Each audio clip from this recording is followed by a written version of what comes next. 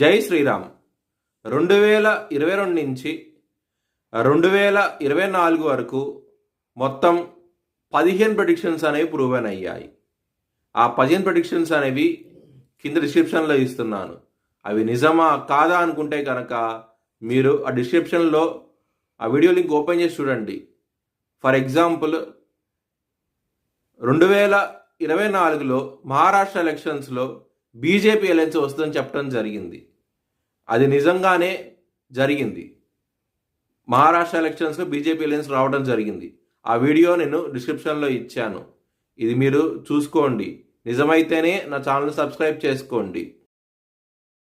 సింహరాశికి అధిపతి సూర్యుడు. సింహరాశిలో మగ 4 పాదాలు, పుబ్బ 4 పాదాలు, ఉత్తర 1వ పాదం ఉంటుంది. ఈ నక్షత్రం వాళ్ళందరికీ నేను చెప్పే మాస ఫలితాలు వర్తిస్తాయి. ఈ మాసంలో లగ్నాధిపతి అయిన సూర్యుడు రుణరోగ శత్రుస్థానం నుంచి సప్తమ స్థానానికి వస్తున్నారు. బుధుడు కూడా 10వ తారీఖు నుంచి కుంభరాశికి వస్తున్నారు. సూర్యుడు, బుధుడు, శని సప్తమ స్థానంలో ఉండబోతున్నారు. ఈ 3 గ్రహాలు. దాని మూలంగా మీకు మ్యారేజ్ పరంగా, బిజినెస్ పరంగా, హెల్త్ పరంగా ఇబ్బందికర సిచ్యువేషన్స్ అంటూ వస్తాయి. కొంచెం జాగ్రత్త అంటూ ఎక్కువ తీసుకోండి. కెరియర్ పరంగా ఎక్సలెంట్ గ్రోత్ అంటూ ఉంటుంది.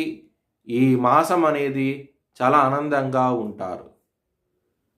మ్యారేజ్ పరంగా మాత్రం మీరు కాలభైరవ అష్టకాన్ని చదువుకుంటే కనుక చాలా చాలా మంచి ఫలితాలంటూ ఉంటాయి.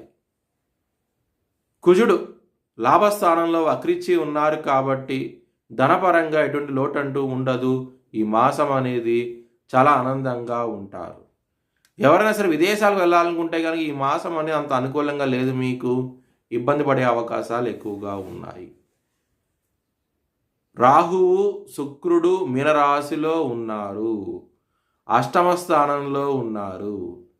ఒక స్త్రీ మూలంగా మీకు బిజినెస్ పరంగా ఒక కాంట్రాక్ట్ రావడం జరుగుతుంది. చాలా ఆనందంగా ఉంటారు. ఎవరైనా సరే అప్పు ఇస్తే కనుక అది వచ్చే అవకాశాలు చాలా తక్కువగా ఉన్నాయి. కుటుంబాధిపతి అయిన బుధుడు శనితో, సూర్యుడితో కలిసి ఉండటం మూలంగా కుటుంబ పరంగా ఇబ్బందికరమైన వాతావరణం అంటూ ఉంటుంది.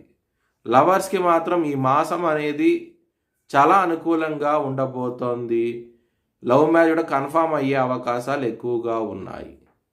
మీ భవిష్యత్ వివరాల కోసమై హెచ్ఎల్ఎన్ జ్యోతిష్యాలయాన్ని సంప్రదించండి.